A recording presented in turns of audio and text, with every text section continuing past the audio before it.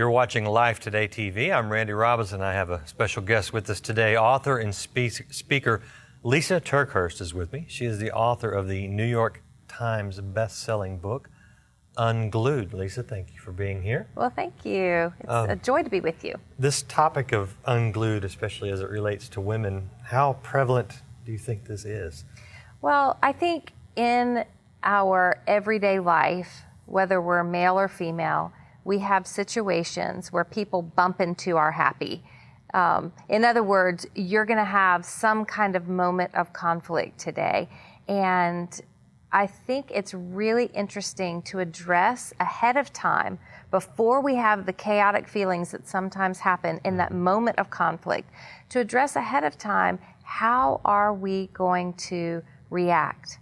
Because I often say it's not our carefully thought through actions that really determine how far our influence will go in people's lives. It's our reactions. How do people see us react in moments where our guard is a little bit down and we're caught off guard a bit? And in that moment, how we react will really determine our reach. I always say reactions determine reach, because your reaction in that moment will determine how far your influence will be allowed to extend in the people who are in your sphere of influence. So it's very interesting. What kind of inappropriate or negative reactions have you seen? Well, I see them in my life often. You know, I have such a passion to serve Jesus. I'm in ministry. I'm a wife and a mom of 5 kids, and I have a heart that really, it's like, oh, I just want to honor the Lord with everything that's in me. I don't wake up most days and think, I want to be mean today. You know, I want to offend somebody today. You know, I don't wake up that way. Really, none of us do. But then we get into these situations in our everyday life, and our reactions aren't always in tandem with the way that our heart is. Yeah. So I was on a plane one day. I fly quite a bit. And this woman got on. I noticed her when she got on. She took her seat a couple rows behind me, and she had a bag of chips in her hand. And before we took off, she made her way to the restroom, went to the restroom, came back. Well, when she came back, she noticed that there was a piece of gum stuck to her chip bag. Now, I don't know where the gum came from, and I can honestly say I looked at all the people around her. Nobody looked like the kind of person who would maliciously stick their chewed gum to her bag of chips. Yeah. But what I do know is that it sent her over the edge. Now, I don't know what had been happening in her life leading up to this flight, but we all knew that something chaotic was going on in her heart by the way she reacted.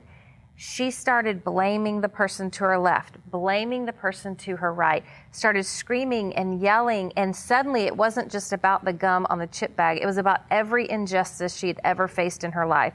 Then it became a political discourse about everything that's wrong in our nation. And it got so loud and so distracting that the flight attendants, though we were just about to take off, the flight attendants walked to the front, told the pilots to abort the flight. Really? Well, then, when she figured out that she wasn't going to get where she needed to go, she became even more unglued, to the point where the flight attendants could no longer contain her reaction. So all of a sudden, the guy sitting behind me and another guy sitting another couple rows back stood up, dressed in plain clothes, but immediately I knew that he was someone important. Both of these guys were somebody important because they reached in a back pocket and flashed a silver badge. And in that moment, the flight attendants backed off. These 2 undercover air marshals took control, and they started to try to contain the situation. Were you in the air? We were not in the air yet. We were on the runway about to take off. Okay. So it took a little while, because you know you're in a long line of planes, and you can't just quick do a U-E and head back to the gate. Yeah. So it took a little while. I mean, it created some dynamics that were outside of the norm for everybody. And so it took them a while to get the plane turned around and to head back to the gate. Well, when the air marshals approached her, she became aggressive and loud, and just, I mean, people were sitting in their seats with their iPhones because of modern technology now. Everybody's thinking YouTube moment, you know? Yeah. And so I would look behind me and I'd see all these iPhones lifted up above the seats. And when she would notice them, she'd point them out and scream and yell, and then they'd dip down. But, you know, they can't stay away long, so you'd see then the iPhones come back up. So it was definitely a moment. Everybody on the plane was highly aware of this. She became so belligerent that when they tried to contain her and quiet her down, she started screaming something no one ever wants to hear on a plane. And she started to scream, "I have a bomb." Oh, wow. Well, then, of course, they had to handcuff her, and then the TSA agents had to board the plane, and the air marshals contained her, handcuffed her, took her off the plane, and then they had to search the plane for a bomb, and it just became this very, very, very chaotic time. But I learned an important... That's the part where I would come unglued. I know. I'd be like, get me off this plane. I do not need to be here. Exactly. Even if she's crazy, I'll take another flight. You know, what was interesting is we got back to the gate. They let the pilots off the plane and the flight attendants let them off the plane. But the passengers, they made us stay on the plane. I'd have been off that plane. But anyway. The day before, my pastor had given me some anointing oil. And so I reached in my purse and I was flinging that oil like my seat was holy and oily all at the same time because I was just praying, "Oh, God, protect us." But I learned an important lesson that day because I realized that no matter how chaotic that woman acted, that the agents, the undercover air marshals, and the flight attendants, they never got sucked into that unglued reaction. And I was amazed by that. And the reason was because they had a predetermined set of policies and procedures that they followed. So no matter how she acted and how she reacted, they already knew they had a plan in place, and it kept them from being pulled into the emotional fray that was on her level.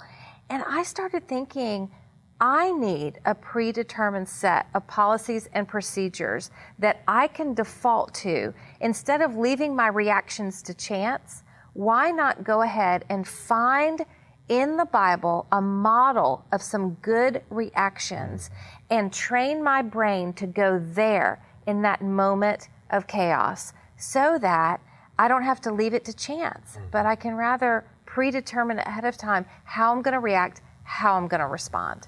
How long have you been married?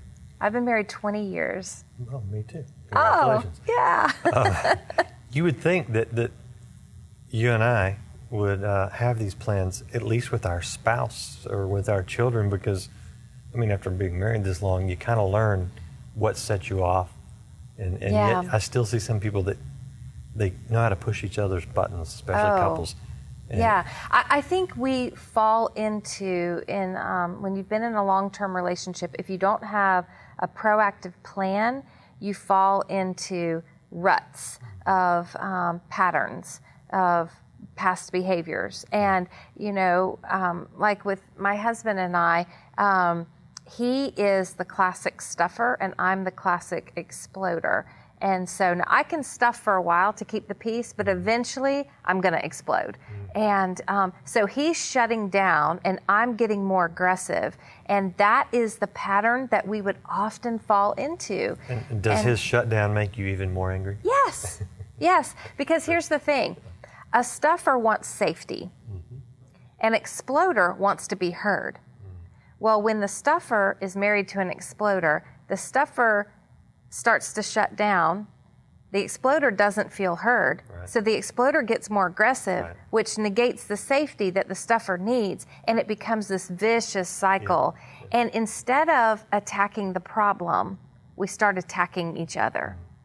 And for me, learning how to attack the issue rather than the person, right, has been huge. Right.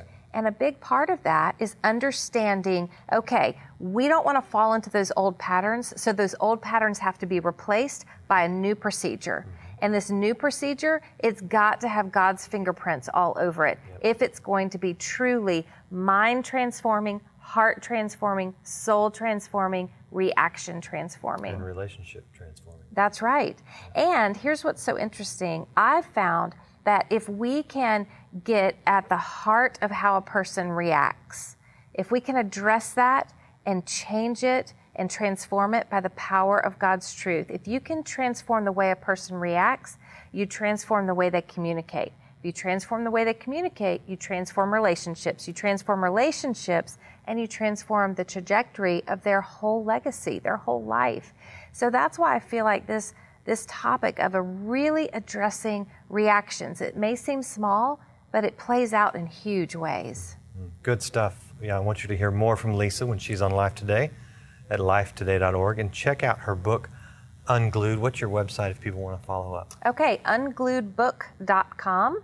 And you can find all kinds of information there. You can even take an assessment to find out what kind of reactor you are in your different relationships. So ungluedbook.com, or you can always go to my blog, lysaterkeurst.com. Great. We'll put it on the screen so they can figure out how to spell TerKeurst. Great. Thank you for being with us. Yeah, thank you.